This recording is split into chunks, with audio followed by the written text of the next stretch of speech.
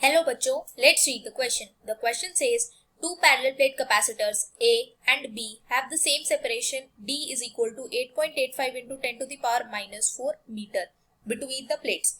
The plate area of A and B are 0.04 meter square and 0.02 meter square respectively. A slab of dielectric constant relative permittivity of K equal to 9 has dimension such that it can exactly fill the space between the plates of the capacitor B. Now the question is, the dielectric slab is placed inside A as shown in the figure A. A is charged to potential difference of 110 volts. Calculate the capacitance of A and energy stored in it. तो यहाँ हमें बोला गया है कि A और B ये दो कैपेसिटर्स हैं जिनका जो बीच का सेपरेशन है वो है 8.85 into 10 to the power minus 4 metre. Area जो प्लेट का है A का वो है 0.04 मीटर स्क्वायर और जो B के प्लेट का एरिया है कैपेसिटर B के प्लेट का area that is 0.02 metre square. अब एक डाइलेक्ट्रिक स्लैब है जिसका डाइलेक्ट्रिक कांस्टेंट है 9, उसके जो डायमेंशन है वो एग्जैक्टली फिल करते हैं B को, तो उसे डाला गया A में, जैसे फिगर A में हमें शो किया गया है कि A में उसे डाला गया and A is charged to a potential of 110 volt. उसके बाद A को चार्ज किया गया 110 वोल्ट तक। अब हमें कैपेसिटेंस कैलकुलेट करना है A का और उसमें कितनी एनर्जी स्टोर होगी ये चीज हमें कैलकुलेट करनी है। तो हमें कैपेसिटेंस कैलकुलेट करना है और एनर्जी स्टोर कैलकुलेट करनी है। इसके लिए जो की कॉन्सेप्ट हम यूज करेंगे वो यूज करेंगे सबसे पहले तो C net is equal to C1 plus C2 plus C3, ये यूज करेंगे। एंड सेकेंड चीज जो हम यूज करेंगे वो यूज करेंगे C is equal to epsilon not A K by D। और थर्ड चीज जो एनर्जी स्टोर हमें निकालनी होगी तो वो निकालेंगे हम हाफ C V स्क्वायर से। C कैपेसिटेंस है, V वोल्टेज है जो अप्लाई किया गया है A वाले कैपेसिटर पे, A यहाँ पर पे एरिया ऑफ द प्लेट्स है और D distance between the plates है। तो अगर हम A वाले कैपेसिटर को देखें तो A वाला कैपेसिटर फिगर A में हमें जो गिवन है वो कुछ ऐसा गिवन है कि एक A कैपेसिटर है, इसको इतना फिल किया गया है, ऊपर भी कुछ खाली स्पेस छूटी है और नीचे भी कुछ खाली स्पेस छूट गई है इक्वल अमाउंट की, और बीच में डाइलेक्ट्रिक डाला गया है। हमें बोला गया था कि जो एरिया है B का वो 0.02 मीटर स्क्वायर है, तो इससे हमें ये पता चल जाएगा कि कितने एरिया में डाइलेक्ट्रिक डाला गया है, बिकॉज जो डाइलेक्ट्रिक था वो B के डायमेंशन को एग्जैक्टली फुलफिल कर रहा था। तो इतना एरिया 0.02 मीटर स्क्वायर का होगा और A का जो एरिया था वो टोटल था 0.04 मीटर स्क्वायर, उसमें से 0.02 मीटर स्क्वायर तो डाइलेक्ट्रिक स्लैब भरा हुआ है और ऊपर और नीचे सेम वैल्यूज है, तो मतलब ऊपर और नीचे का जो एरिया आ जाएगा वो आएगा 0.01 मीटर स्क्वायर और ऊपर का भी एरिया आएगा 0.01 मीटर स्क्वायर। और इसको कनेक्ट कर दिया गया है 110 वोल्ट की बैटरी से, 110 वोल्ट की बैटरी से। अब अगर हम इसे एक एक कैपेसिटेंस निकालना चाह रहे हैं तो यहां हम देख सकते हैं कि 3 अलग अलग कैपेसिटर बनेंगे, एक ऊपर वाला जिसमें कुछ भी डाइलेक्ट्रिक स्लैब नहीं है, एक नीचे वाला जिसका कोई डाइलेक्ट्रिक स्लैब नहीं है और एक बीच वाला।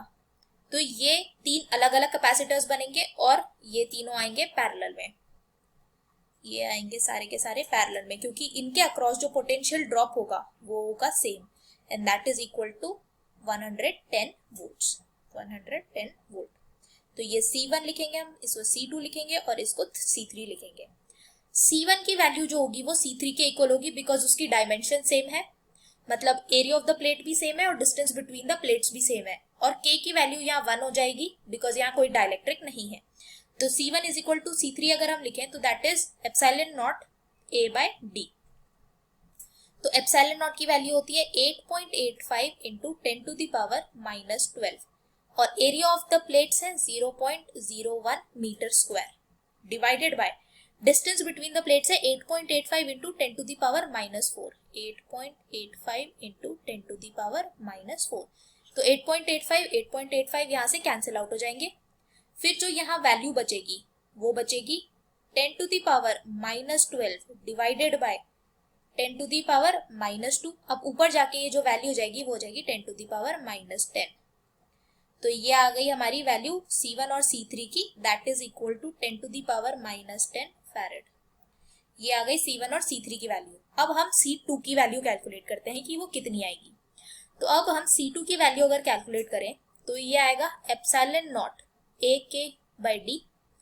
एप्सिलॉन नॉट की वैल्यू होती है 8.85 into 10 to the power -12। Area of the plate, जितने एरिया में डाइलेक्ट्रिक डाला है वो 0.02 है मीटर स्क्वायर, और डाइलेक्ट्रिक की वैल्यू है 9 divided by distance between the plates 8.85 into 10 to the power -4 है। तो 8.85 और 8.85 यहाँ से कैंसिल आउट हो जाएंगे, तो यहाँ क्या बचेगा 0.18 इंटू 10 to the power -8। अब अगर हम इसे लिखना चाहें तो इसे थोड़ा और सिंप्लीफाई करके हम लिख सकते हैं, तो इसे लिख सकते हैं 18 into 10 to the power -10 farad. ये आ जाएगी हमारी C2 की वैल्यू। अब अगर हमें नेट कैपेसिटेंस निकालना है A का, नेट कैपेसिटेंस ऑफ A, तो हम लिखेंगे क्योंकि तीनों पैरेलल में थे तो C1 + C2 + C3। C1 और C3 की वैल्यू सेम थी 10 to the power -10 plus 10 to the power -10 plus. अब C2 की वैल्यू अगर हम लिखें तो वो हमने फाइंड करी 18 इंटू 10 to the power -10। अब 10 to the power -10 अब कॉमन ले लेते हैं, तो यहाँ बचेगा 1 + 1 + 18 is equal to 20 into 10 to the power -10 farad. ये आ जाएगी हमारी नेट कैपेसिटेंस। या फिर अगर हम इसे, तो हमारा नेट कैपेसिटेंस आ रहा है A का, वो आ रहा है 20 into 10 to the power -10 farad.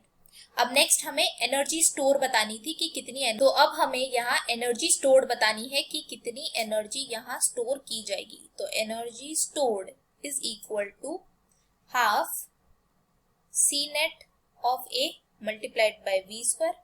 C net हमने कितना कैलकुलेट किया, half into 20 into 10 to the power -10, और वोल्टेज 110 था इसके across, so whole square of it.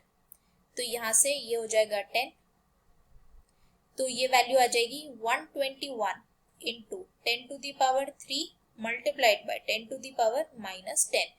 तो ये वैल्यू आ जाएगी 121 into 10 to the power -7 joule. ये आ जाएगी हमारी वैल्यू। और अगर हम इसे और थोड़ा सिंप्लीफाई करके लिखना चाहे तो हम इसे लिख सकते हैं 12.1 माइक्रो जूल। तो energy stored in the capacitor A वो आएगी 12.1 micro joule. I hope you understood this well. Thank you so much. All the best.